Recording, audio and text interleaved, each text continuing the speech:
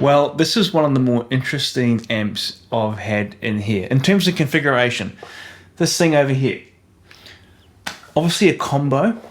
It was a stock 100W Plexi, very well built Plexi actually, built in the States.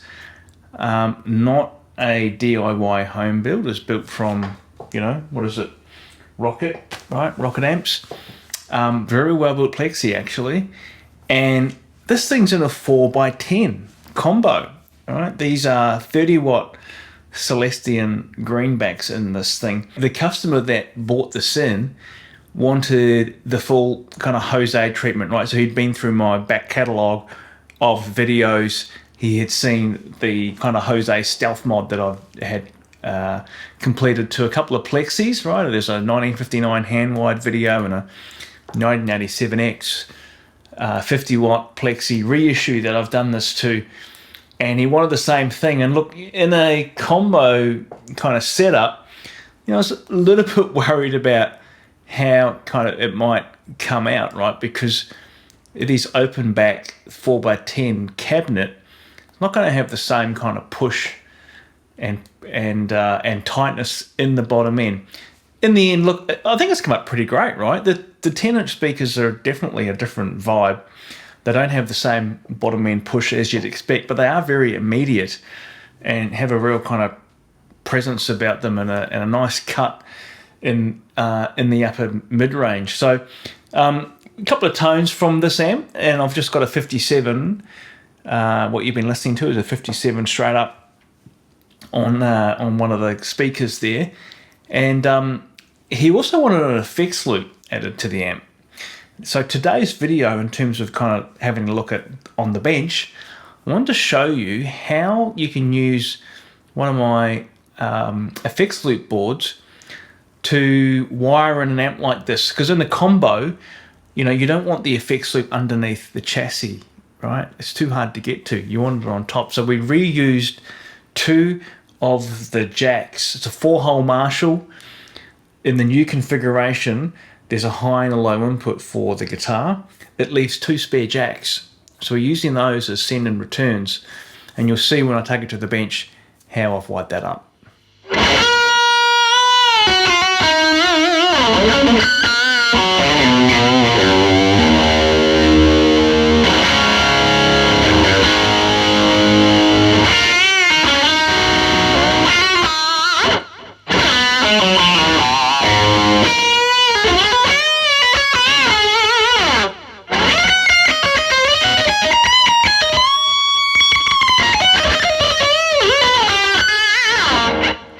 So guys, this is a 100W Plexi clone. It's probably pretty obvious for those that are familiar.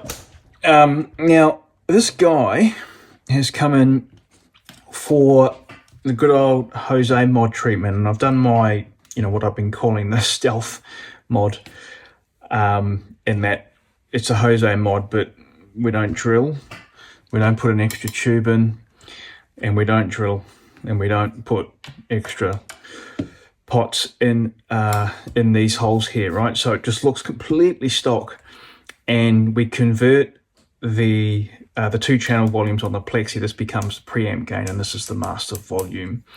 I've posted 2 other videos on the channel about, you know, how to complete that mod. One was on 100W and one was on a 1987X reissue 50W. What I want to show you today is how you can reuse these two, right? Normally I kind of tap these off. Now, the customer here wants an FX loop added, and would you believe that this chassis sits in a combo? Okay, right? It's the heaviest combo on planet Earth. It's a 4x10, right? Pretty classic 4x10. So I have never completed a Jose mod on a combo, and there's a reason why. Well, one of the reasons why we call the company Headfirst is because we only do heads. I'm not interested in combo amps, but nonetheless, I wanted to help the guy out. So what I wanted to show you is how you can use one of these FX Loop boards that I have, and here's one here, right? These are the ones that you can purchase off the online store.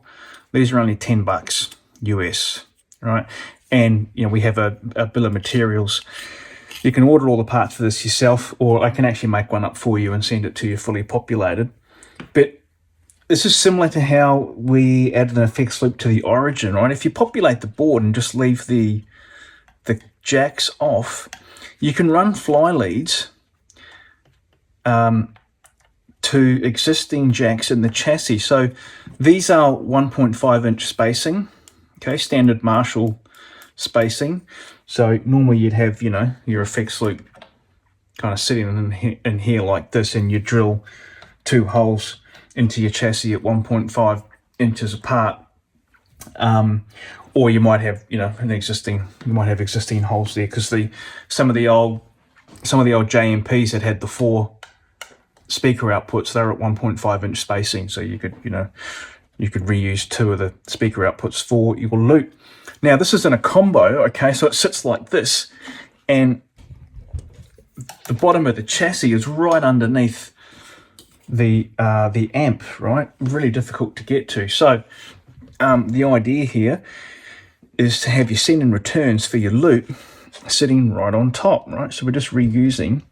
So here's your guitar input, high input here, low input here. We have a high and a low. It's like a JCM, like a 2203, I should say. And then our send and return here using fly leads. All of these are shielded coax, shielded at one end. All right, so yeah, I think a tip, or a technique I should say, that I thought was worth showing on the channel. You can grab one of these and, you know, add it to an amp without having to drill more holes into your precious amp.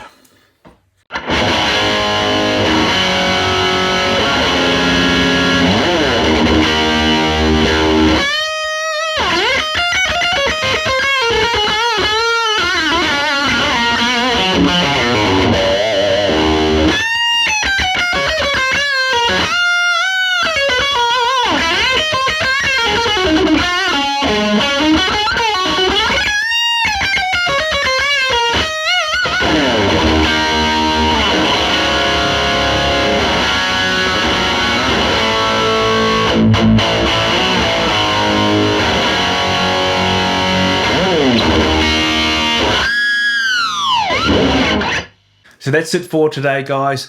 Please subscribe if you haven't already. Ring the bell, you'll be notified of new content. And if you like the video, give me a thumbs up. I'll see you next time.